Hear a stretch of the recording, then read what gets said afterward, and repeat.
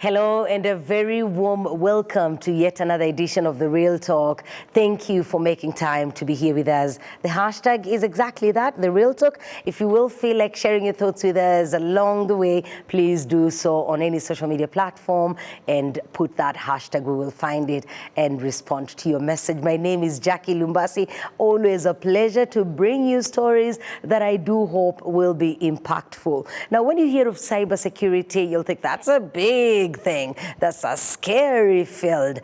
Our guest today is here to tell us that you do not need to have a tech background for you to join or to succeed in the field of cybersecurity. He says all you do need is a proven roadmap. Now, what roadmap is that? I have no idea. Let's meet our guest and we'll get to know all that we need to know about cybersecurity.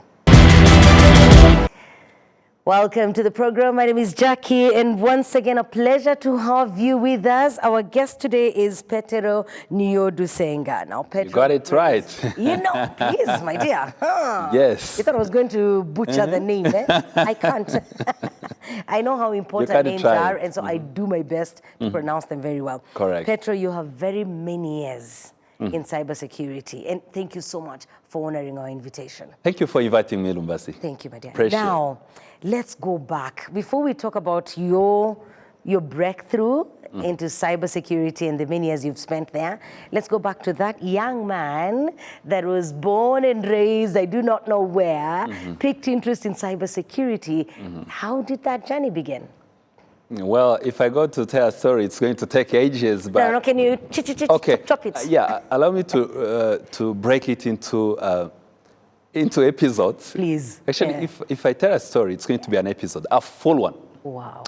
Given the fact that... yours is a rich story. It is, and it's a life-changing, I would say, given the fact that I share a story with so many people. When I entered, by the way, I saw one of my colleagues working here. Yes. The guy we went to the same high school back in Ecole in the... It's, in Gitarama. Gitarama, it's in the southern part of this country. Basically, that's maybe where I'm going to start from, right from when I finished A-level, because when I start from below A-level, it's going to take forever. That's right. But then just touch on it. Where were you born and raised? I was born and raised in the north. part of the country? In the north. In the north? Yes. Okay. And then here comes, I go to primary school in the north. How many kids in the family? We're 7, and I'm the third one. Oh, wow. Okay. And if at the moment, I would say I'm the pillar of the family, given the fact that everybody else did not finish master's degree.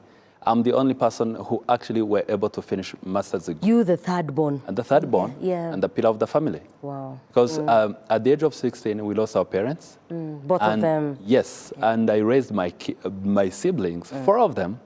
Struggling with them, it wasn't easy, but by God's grace, I made it. Yeah. And of course, up to now, I still mentor them, show them the way to go. You're the parent thing. No, seriously. Yeah. So now, with that said, I went to school, A-level, they call it tronc commun. And when I finished it, I went to, actually, upon finishing tronc commun, I went to a school called Ecole Gatumba. So many people identify with my story, actually, I would say. And then I did electricity there. Electricity as in electrical-related courses. Yeah. It wasn't electrical engineering per se, or but when you finish, technician kind of, because when you finish it, they give you a A1 certificate. Then with the A1 certificate, I thought I would go to work for the former Electrogas. Electrogas was the biggest firm or institution providing electricity to all institutions in Rwanda. And today it's called the EUCL, EUCL something. So when you finish A-level, people who used to finish A-level at Yeto, Muhima, and Ecole Gatumba, and other schools in town, they would go to work for Electrogas by then. Those were my thoughts. I thought I would go there immediately from school. But the story wasn't... It wasn't that straightforward. Yeah, it was, the coin was flipped like this, and then I said, okay, what to do next? So you got the certificate, and what did you do next? I got it, and then I came to town.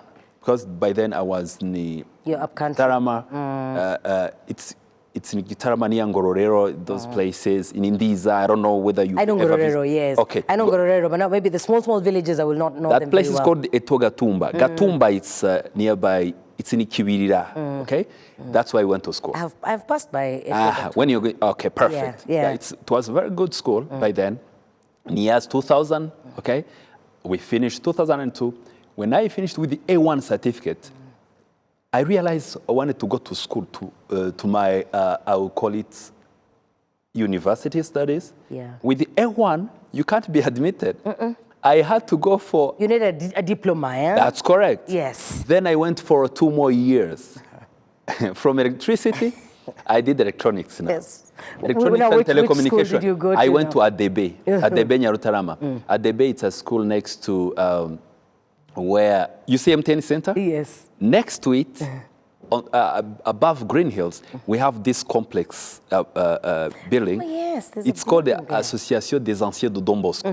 People used to call it Association de Bandi. Just kidding. Because we used to have stubborn kids. In that and place. our school director was called Wilton. Wilton, the guy used to beat us, Gosh. right? Disciplining Like us. beating, real beating. No, Wilton came in and he was slapping people. You know why? People are smoking. People are like, I don't know. Unruly.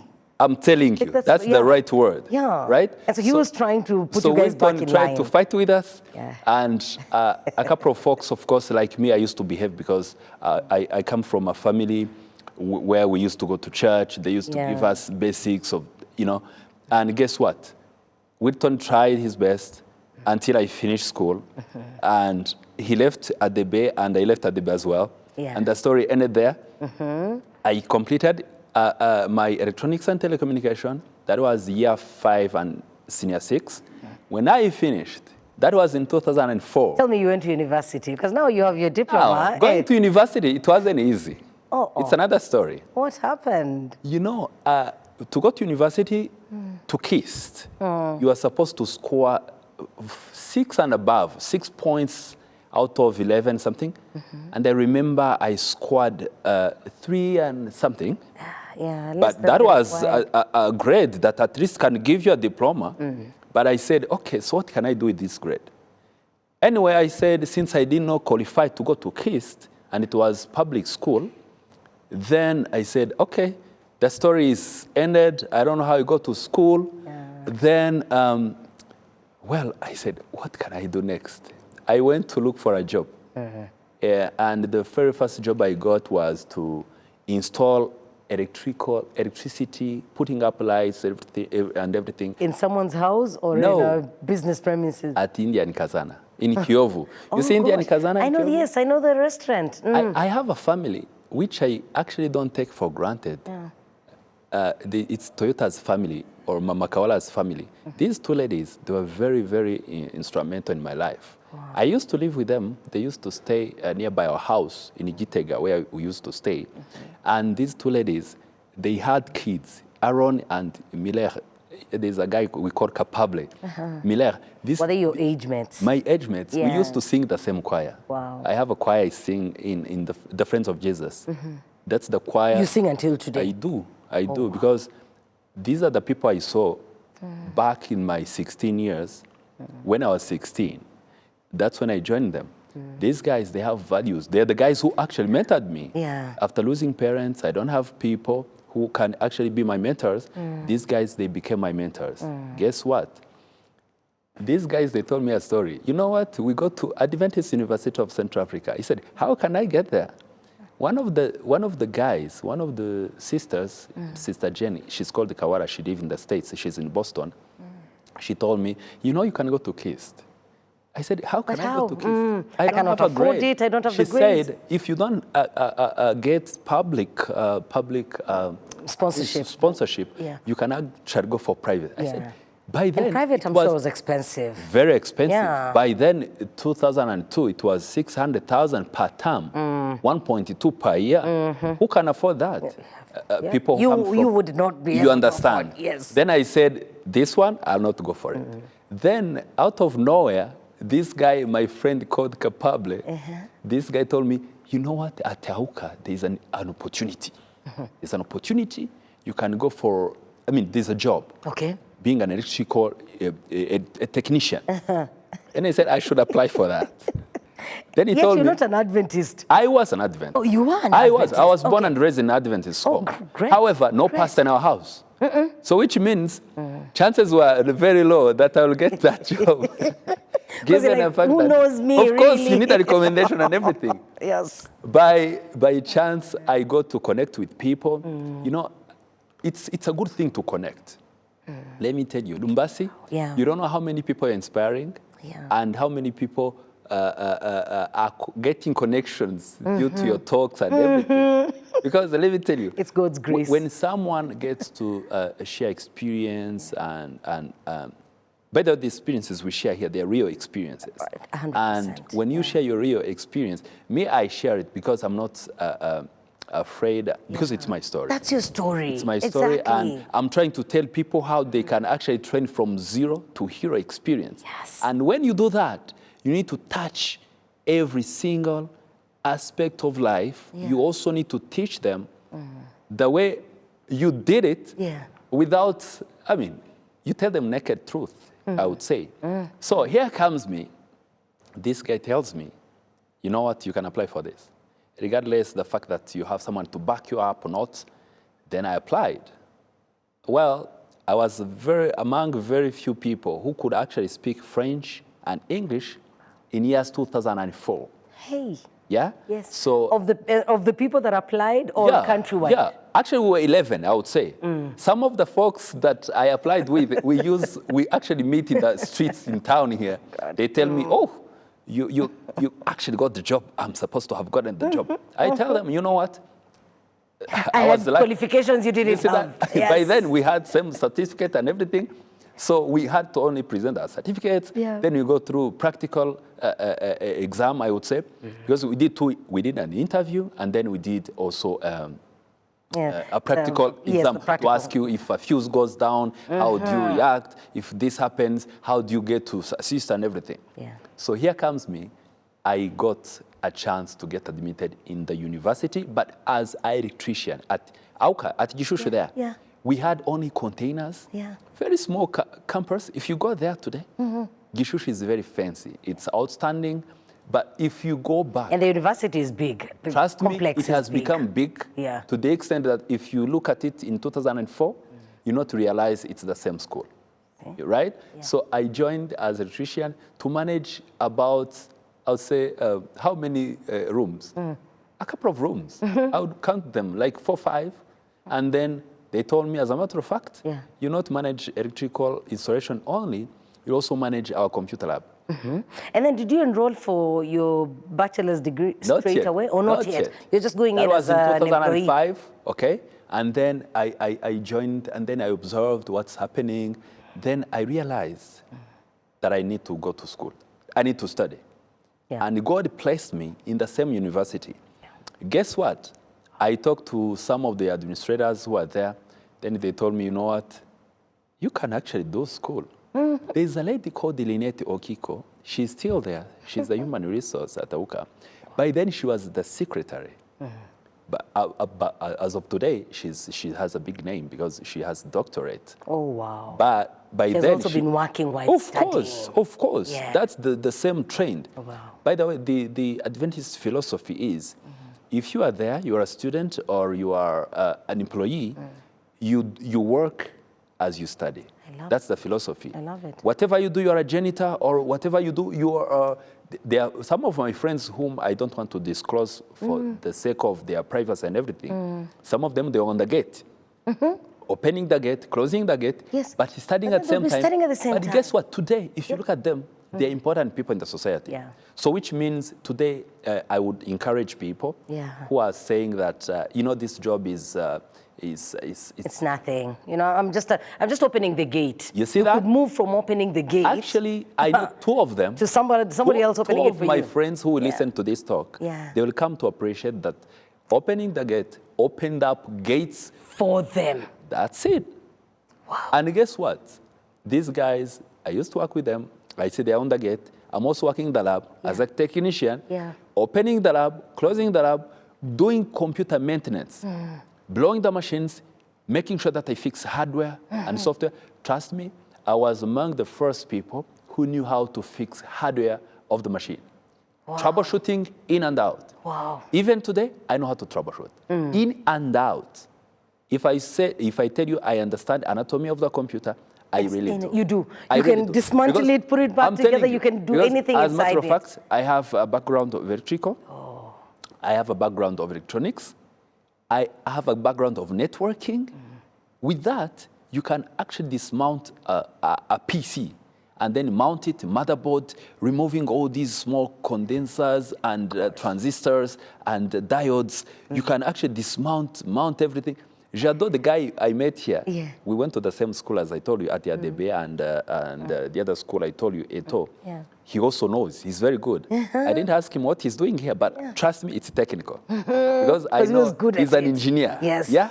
So with that, I went there, I did that, and I carefully... Tell me how you moved from that to teaching. Exactly, because at some point you started teaching. That's what I'm getting. Yeah. Now, with that said, I used to, I am the master of the lab. I used to open it for students, troubleshoot their machines. Everybody used to like me. Yeah. Trust me, wherever I go, even at RBA at the gate there, I found my students. There's a guy who called me prof, and then he said, really, you know me? There are those even, I don't even remember, to be honest. Because as of today, since 2010, I've taught about 10,000 plus. Oh my goodness. Because on average, in a year, I used to teach 1,000, because in a semester, I would teach 500 students. Amen. And I've impacted all these people. Yeah. And whoever I meet, trust me, they tell me stories, and I can only cry. Yeah. It makes me cry. Why? I impacted them. Yeah. So with that said, I transitioned from being a technician to a student now. You see, in 2006, I enrolled, in March 2006, I enrolled as a student. The university permitted me to do courses in the evening, then I work daytime. But if anything breaks daytime, I'll go and fix it. I have no excuse. I remember there are days... Because you're still earning a salary. Of course. As a matter of fact, you not say the server is breaking down and you have to sit in class. You won't. You abandon it. I really admire and appreciate the teachers who taught me. They would understand. If I tell them the server is down, as a matter of fact, if they don't allow me to go, they'll not be paid. Yes. You understand what I'm saying? So you played a crucial role. I remember there's a teacher who used to teach us cost accounting called Vicky, Victoria Kadondi. She used to teach us cost accounting, tracing cost accounting. We call it allocating budget to, for example, if you're going to manufacture a table, how much are you going to spend on it? Tracing all these costs and everything. I used to like that so much. I didn't like accounting very much, but those courses, even there's a guy called Gervais, he also taught us advanced accounting. There are courses and Karemera. These guys who taught us accounting part of it, because we were doing information management, by then there were no cybersecurity. Yeah. Cybersecurity came, I'll tell you the story of how it came about. I want to hear that story. Then, after that, I did, after enrolling in a bachelor's degree, there's a teacher who is very, very instrumental and inspiring. Abiud Moronge, he's from Kenya, Amachogu. He's still there. Okay. The guy taught me computer maintenance, how to maintain a computer, right from software, hardware, and how to troubleshoot it. The guy taught me. But these are things that you already were doing. You knew, you had the knowledge already. I was working, also doing it, and other students, I was like a master. They would come to me, teach us. Guess what? When you take an initiative to teach people, even though you don't even understand anything, trust me, it comes to you. It comes without you knowing where it's flowing from. Because you're teaching, so it means you've got to learn. You've got to gain knowledge in order to pass that knowledge. So indeed, you'll be getting better. That's how it works. Yes. With that said, guess what? I learned everything. Networking, Abiud taught me. As a matter of fact, we had to get 90 computers after, initially we had a lab of 20 computers. What is the capacity? 1 GB, the whole disk, and we would use floppy disk. Yes, floppy. Those are the days I don't know if floppy kids disks. nowadays know. They wouldn't know the floppy floppy disks. To transfer data from this computer to this one, we would use a cable. If the data is huge, beyond the 3-point-something inches, you understand? Yeah. So that we really went a wrong way, I would say. And then we developed, later on, they brought computers with the 20 gigabytes of this capacity and 512 RAM. We installed them, they were fancy, and we set up a computer lab with the networking.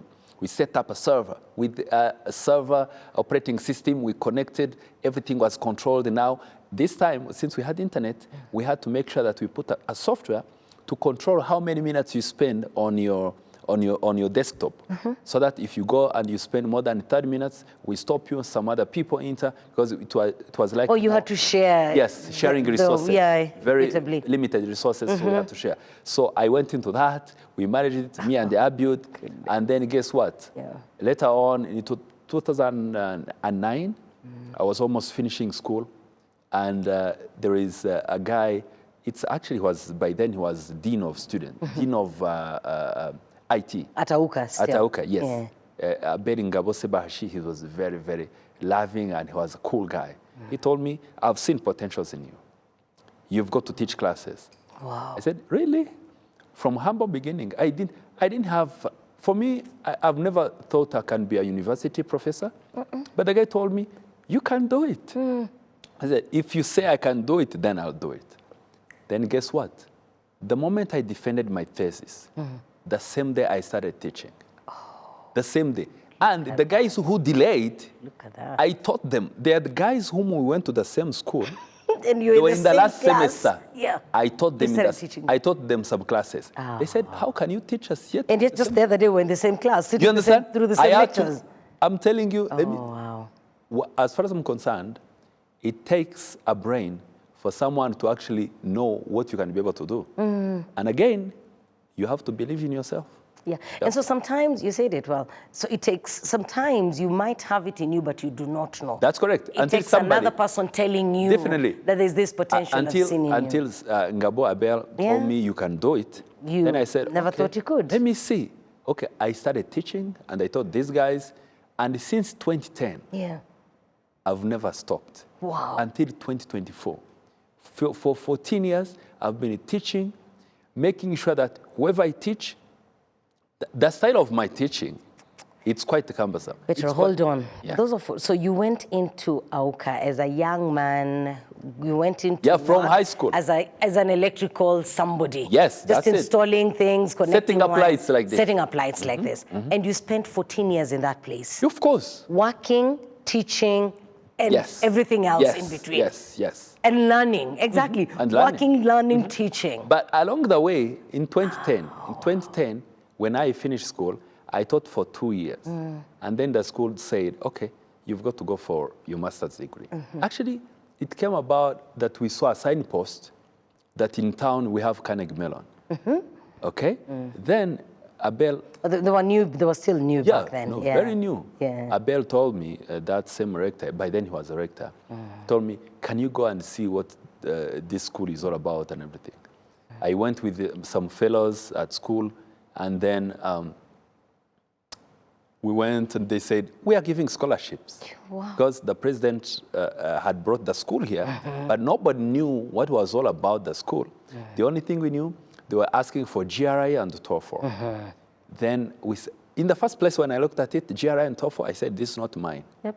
I just, ignored. As if nothing's happening. I looked at the signpost. You've already decided this is not for me. Yes, I did. Then, until they told me, the school said, we were 4 of us. I won't mention names because I ended up getting the scholarship alone. The other 3, I hope they are well, wherever they are. Yeah, they are also good. They are better off as well. And of course, I don't want to disclose their names so that I don't embarrass them. But nevertheless, we went there, and guess what? They said, you've got to do the TOEFL and GRE. These exams, they are not easy exams. However, what they did, as a matter of fact, to push us to the limit, Carnegie Mellon said, if you want to go to be admitted, we are going to pay for your GRE and TOEFL. Yeah. I said, really? Wow. And the exams are not taking place in town, in Kigali. We had to board buses to Kampala. Hey. Yes, we had to go to Kampala. I remember we did our exams in the Kampala House, Kampala House or something. There was a training center. Uganda House. Uganda House, correct. Yeah. 4th floor, I remember the floor. Yeah. Then we had to travel the whole night. Actually, we went there for information session. They told us all the story, we liked it. The guy who said, I cannot go for it because of TOEFL and GRE, they said, we are going to pay for your exams. What is the excuse now? You don't have an excuse. You know what I did? Let's go. I did self-study, Yeah. GRE and TOEFL. GRE is full of tough English. When you look at it, I've never sat that exam. I wouldn't know. Trust me, it's tough. However, it's not this basic English. Yeah, it's not basic. It's really extremely advanced. I don't know how to term it, but it's really advanced English. Wow. Because when you look at it, you can read a whole paragraph and you understand nothing. You see? And at the end of the day, they ask you, what did you understand? You understand? What do you answer? Summarize this, and you can't. Also, there's also a lot of mathematics, probability stuff there. Anyway, I said, let me go for it and see. TOEFL, at least, there's these 4 parts: listening, writing, reading, and speaking. That's much easier. At least it's much easier. Yeah. We would have headsets, and then we would kind of speak. And I mean, we did all it takes to go through a TOEFL. And guess what? We waited for result. Of course, we had to sleep in Kampala. Yeah. We did it the next day. We finished 2 exams. We came back to Kigali, and the pressure was on us now. We had a director called Bruce Krog. Bruce would write to us every single day. He'd tell us, better Bruce and Crystal Rujeje, she's now the director for Industrial Revolution, Industrial something, IR in Rwanda. So they used to write to us with Lilian Rutera. There were 3 people I know, Crystal Rujeje, Bruce Krog, and Lilian Rutera. They were the people who were by then governing, or even maybe in the administration. Those are 3 people we had. Yeah. If you go to Carnegie Mellon today, it's fully packed. Yeah. Actually, at Masoro, it's fully packed. You can't believe it's the same school we knew at Telecom House. It's grown, you understand? No doubt. Yeah. Then they wrote to us, oh, bring grades, and then we admit you. Until we handed over the grades, then they gave us admission letters. Oh. You see that? Yes. Finally, I got admitted. Wow. Not because I deserved it, but they said, okay, on average, you see you are supposed to have this, but you got this. Okay, let's see. They looked at the grades we had. You got the potential. They did what we call in French deliberation, as in you look at it and then you try to deliberate and see if you can admit this person. Yeah. Guess what? We got admitted. Yeah. We got admitted, but on condition that we're going to work hard and make sure that we recap and be on the caliber they want. Yeah. And you're among the pioneer students, so they really need you we have gone through a lot. In that school, we have gone through a lot because when we got admitted, we thought it is an easy school. Because we are trained 2-3 hours per day. We thought that was enough for the day. But guess what? You would do 2 hours in class, do 5 hours of your own revision. Because I want us to take a break. Okay, that's fine. I want us to take a short break and come back to know how you come out of this to become the man that you are today. That's okay. Today you're a guru in cybersecurity. I am trying. You have a book. You've got a program that covers the continent. Yes. You have more than 600 people that you're training. That's true. And so much more. I want us to know how that transition happened. That's correct. I'll let you know. Thank you. Glad to have you with us on the show. Our guest today is Petero Niyodusenga. Now, Petero is quite passionate about technology, cybersecurity, and is the guy who's telling us that even without a tech background, it's possible for you and I to build a career in cybersecurity. For sure, you know, because the way this guy is talking, it's like it needs some different caliber of brain. And he's trying to convince us that any one of us can get in. Well, when we come back, we'll get those details. But in the meantime, he just recently launched his book, Breaking into Cybersecurity. This, I was looking at, flipping through the pages. I love the spacing. I love the font. It looks like a very easy book to read. That's correct. Unfortunately, most of us will see Breaking into Cybersecurity and assume that this book is not an easy one. It's not But fancy. I love the way you've spaced it out so well. Thank you so much. And I'll pick a few pages and share that with you. We will be back in just a bit. Perfect. Thank you. Yeah.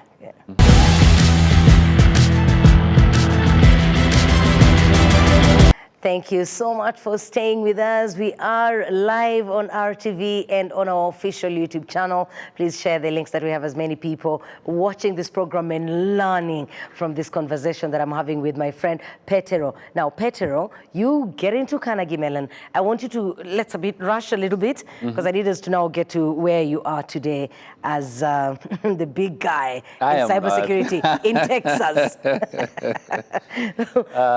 From Ecole Gatumba. Yes. To Texas. To Texas. Look at that. Yeah. So actually, the Lord does wonders. I'm telling you. And I used to say, or to tell people, I even tell them now, actually, what you believe is what you get.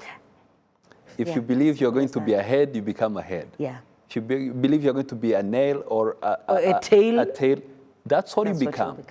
So me, I'm a man who believes that I am going to be powerful. So what was your belief when you were going through the master's program at Carnegie Mellon?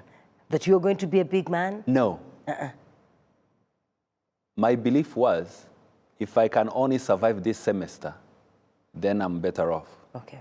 Yeah, that's the only thing I was thinking about, was to only survive one semester. One semester. Only one. Because the rest would take care of themselves. The first semester, trust me, I went on probation. You know, the expectations I had was that Carnegie Mellon was easy. Yeah. Even at AUCA, I didn't say it. I finished with the distinction at AUCA. But when I started, I went on probation. Why? Because I was working, taking care of my siblings, hustling, making money to make it life. But again, I remembered that nobody should take care of me. Then I decided I should make up my mind, do whatever it takes for me to get out of probation. And this goes to anybody, to any student who feels like, I am on probation, I'll not get out of there, regardless the excuse they have. Trust me, there are so many students I mentored. I told them, yes, you are an orphan, no parents. Okay, I've been an orphan myself. Yeah. I am an orphan. Yes, yes. You are on probation. I have been there. Yeah. You have no money. I have been there. You understand? Your grades are not enough. Yes. You have been there. So there's no excuse. Yeah. Every single excuse you bring on board, I have a challenge to give you and prove you wrong. And it's simply an excuse. That's correct. Yeah. You know, sometimes we take it for granted and we relax, yet we don't have potentials. I mean, basically, we don't understand the potentials we have. If you can only go back to your senses, get out of your comfort zone, you can actually get yourself out of the ditch you are in. Here comes me. I'm on probation at AUCA. I got out of it, and I finished with 15 out of 20, which is distinction, almost hitting grand distinction. You see that? At Carnegie Mellon, the only thing, you see, I get admitted. Did you come out of that probation? Thinking it's easy. Yes. So you're taking things lightly in the beginning. Then, boom, probation. Guess what? I said I should get out of this. I would go to school late in the night. And you know, being in probation as a sponsored student just imagine. Can be stressful. Just imagine. If you are fired, if you are dismissed out of school, then you are embarrassed. You're embarrassed. It's done. And also, since I was married by then, by the way, I got married. Already married. Yes, I got married in March. I went to school in August. Hey. My wife was pregnant and she would complain every other night. You're a strong man. I'm telling you, it wasn't easy. She was always telling me, what are you doing? Late in the midnight. You know, we would go to school around 9 a.m. I come back around 2 a.m., 3 a.m. in the morning. There's a time my wife told me, I want to make sure you are in school. So she came with you? She had to drive. No. She had to drive. I told her I'm in school. She said, okay, I'm coming to pick you up. She came to Telecom House, 4th floor. and she found students packed with the headsets. Nobody's looking at each other. What time was that? Around 1 a.m. In the night, yes. Because she was home alone. She said, oh, let me go pick my husband at school. Then she came. I remember also Kevin had Isabella. Isabella also used to come to school. Basically, every other man who was married, your wives started doubting you. Yeah, they would come and see if we are really at school. You see? Yes. Every single Just day. To make sure the men are not playing games. Can you imagine? Every single day going to school at 9 a.m. and you come back around 1 a.m. or 2 a.m. It's so strange. It is. Nobody would understand. Yeah. Until we went there, then we understood that Carnegie Mellon is not a joke. Then, after... Can you now tell me how you I don't want us to finish the show without getting there, and the time is really flying. So how do you finish? Talk to us about graduating out of Carnegie Mellon, and what was the thing that you did next? Okay. Because now you left AUCA in 2024. No. I left AUCA actually I didn't leave AUCA.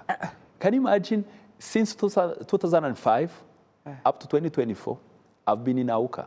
Though on and off, working in the industry, but AUCA is still home. And you're saying till 2025 because then you left the country. Yes, that's 2024. 2024. Yes. And was that after your graduation at Carnegie Mellon? No, I graduated at Carnegie Mellon 2014. Okay. Yes. You see, Carnegie Mellon was 2012 through 2014. Oh, right. So with all the hassle we have gone through, 2014 we graduated. Okay. Then I went back to teach. At AUCA. You see, I was always AUCA, industry, masters, AUCA, everything was like... You'd go out there, look for life, but come back to AUCA. Let me tell you the reason why I don't forget AUCA. Yeah. AUCA is a place where I have, as in, that AUCA cooked me. In fact, it raised you, it gave you everything that you are today. That's correct.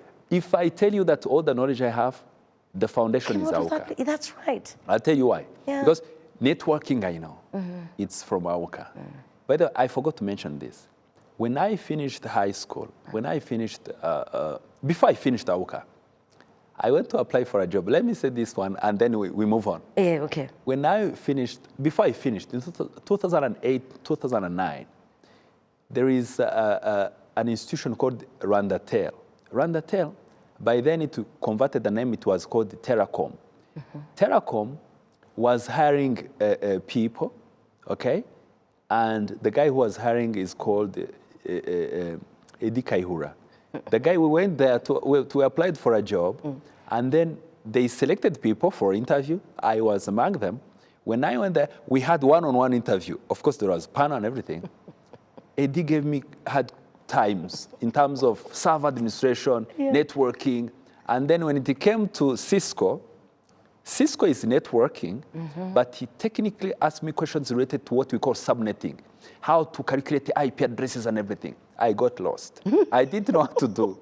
Then I said I should... As if Eddie wanted to fail you. No, actually, he wanted to prove me that I'm the right engineer they want, but he wanted me to prove it. Yeah. But I failed. Then I said, since I don't know subnetting, the next thing I'm going to learn is subnetting. Subnetting is the way to... Oh, so you never got this job? No. They didn't even get back to me. They didn't give you a chance to learn because you might No, you can't learn. They wanted a professional. They wanted somebody qualified. Then I said I should really go for subnetting. Cisco. Okay. However, I said, okay, this one I noted down. Another chance came about. I went to do an interview at Banque Populaire. Back then, 2009, for a regional support engineer. They gave us a questionnaire, and it was full of, since banks are dealing with defensive systems, they use Linux. So they gave us 20 questions, and it was all Linux. I looked at it, I only wrote my name, I gave it back. I didn't know Linux. So why? Was Linux new to you? Yes, very new. And yet this is a field that you had grown in? No, they are basics, but they also advanced stuff. Okay. Because the Linux, it's like magic. If I wouldn't know, for sure. If I write Linux commands here, you don't even know what it means. For example, if I want to list number of files, I'll do ls. List, you don't even understand what it means. No, it's not English. English. I take you through, it's basically, it's magic. Yes. Then, that was the second job I lost.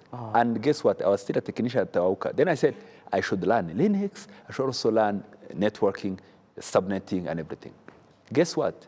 When I finished school, the government opened up for scholarship for 10 students from AUKA with the distinction, 10 students from KIST, 10 students from National University of Rwanda. We were 30 of us. They sent us to KIST in a program called the RICT.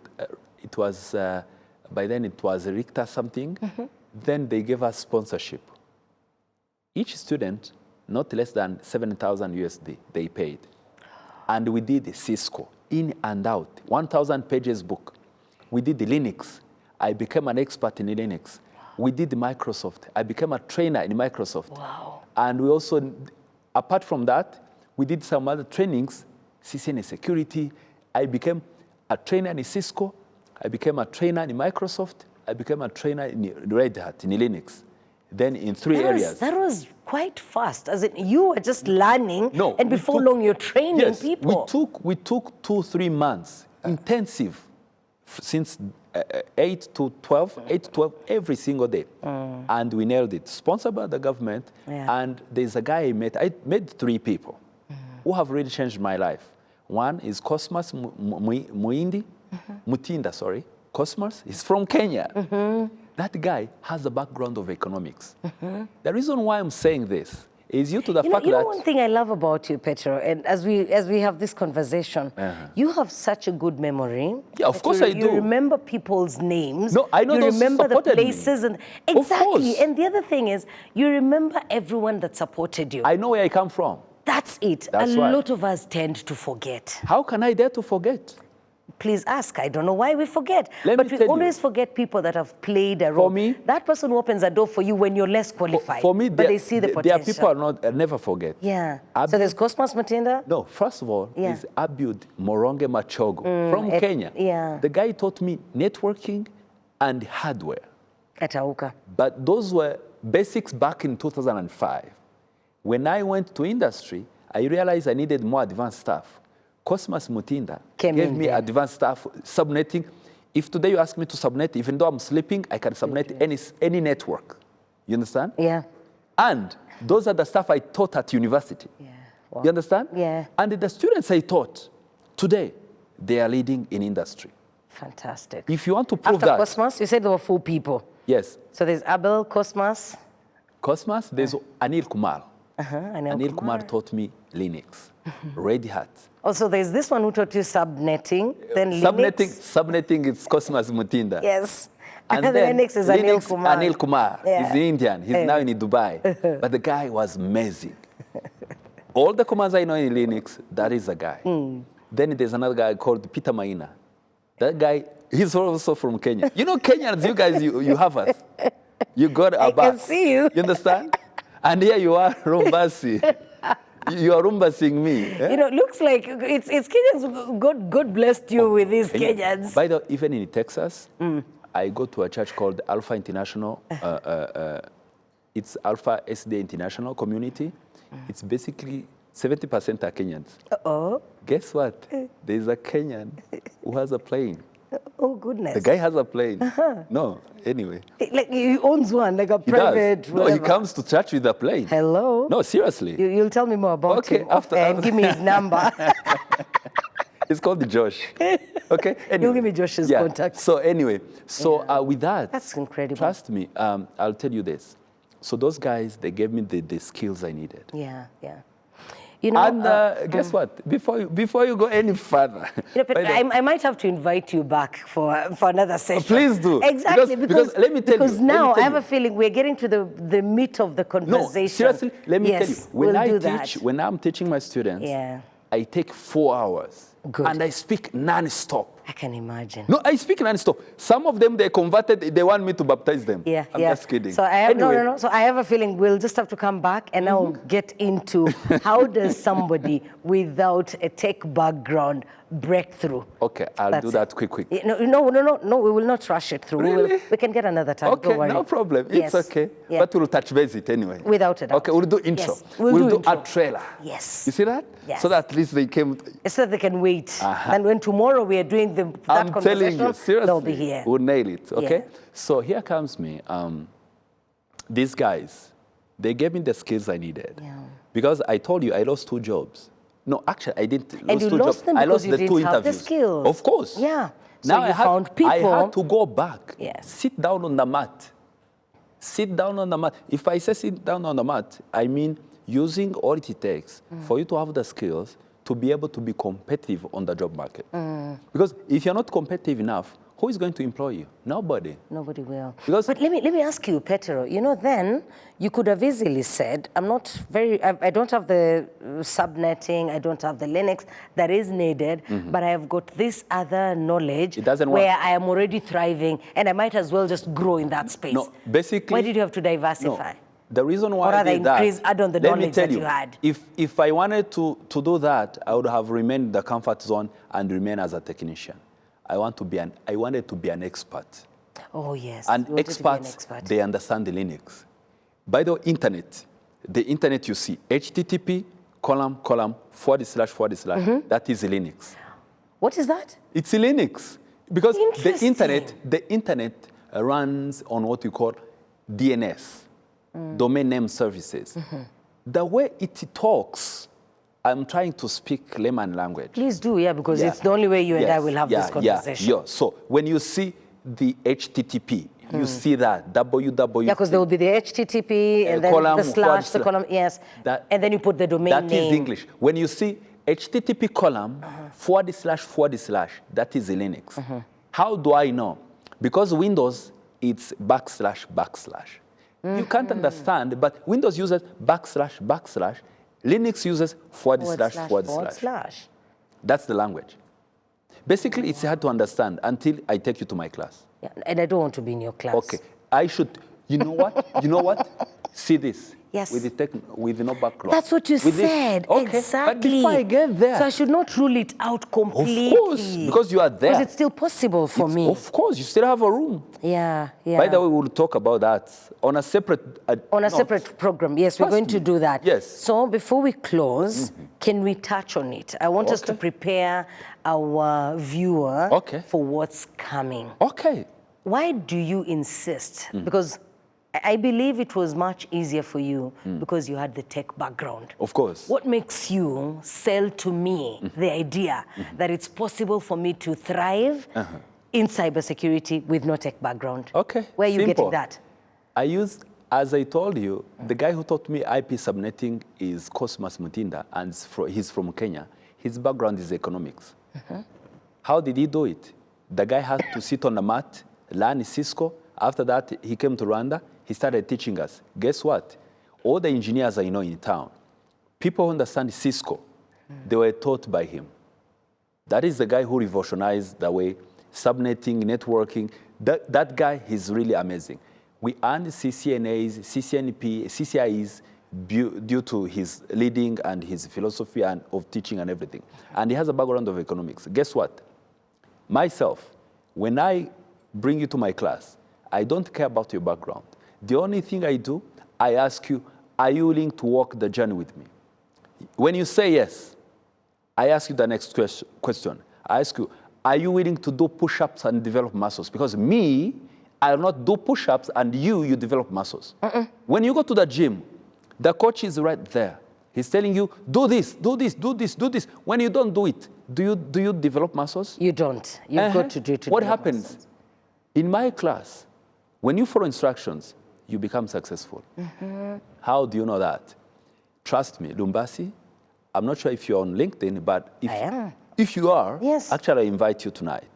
Then... Oh, you have a class tonight? No, I do teach every weekend. Okay. Every weekend, 6 to 8 p.m. Kigali time. The last time, it's 11 to 1 p.m. So now, what do I teach? I teach cybersecurity. Why do I teach cyber? I realized that the country has built infrastructure. NST1, we have been into what we call setting up infrastructure, making sure that we develop platforms, making sure that on top of platforms we have digitized systems. NS2, which is the National Strategic Objectives or position that we are in, we are now to secure what we have. I realize that much as I know networking, much as I know Linux, we also need to secure what is on top of the infrastructure that we have built. Yeah. Because the country has laid national fiber backbone, and then we have digitized systems. Today, if you go anywhere, you get digital systems. That's right. The motorbikes, everything. We do a lot on the phone, make lots of payments on the phone. Every single gadget comes with security threat. Now, let's stop there, Petero. I would love that to be the foundation for our conversation next week. And as you've said, the government has put the infrastructure. NST2 is about securing the infrastructure. That's correct. How would we secure the infrastructure? As we conclude this conversation, and you're certainly coming back next week, what do you want the viewer to remember? You've pointed quite a lot of things and shared lots of nuggets. What do you want our viewer to remember? If you view this today, or the viewer, whoever that is watching this, know that regardless your background, you can actually train to be, I would say, an expert in what you want to be. An expert in anything, in what you want to be. It takes 100 hours of consistency to master any concept. 100 hours. 100 hours. Of being consistent. Yeah. Guess what? Regardless the background, if you come to my class, I ask you 1 to 2 hours per day, which you waste doing nothing, okay? And you accept the challenge to become one of the people in the gym. And then I teach you how you develop muscles by developing this consistency. Do I have to come to your class, or can I do these studies elsewhere? If you don't come to my class, then since I have the, there's the way I twist it. Let me tell you. Because I can find another teacher, or I can teach myself. Everybody can train, but not everybody has the same story as I do. So let's stop there, Petero. I love your story, and I want us to continue this conversation.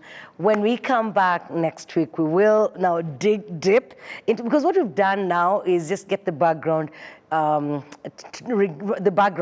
Petero's journey. Where does he come from? Where is he today? Where is he going? And from the look of things, wherever he is going, he wants to take all of us with him. He wants us to come along. Isn't that what you want? Definitely, yes. Great. So you do stay with us so that we can get that knowledge on how we're going to move together.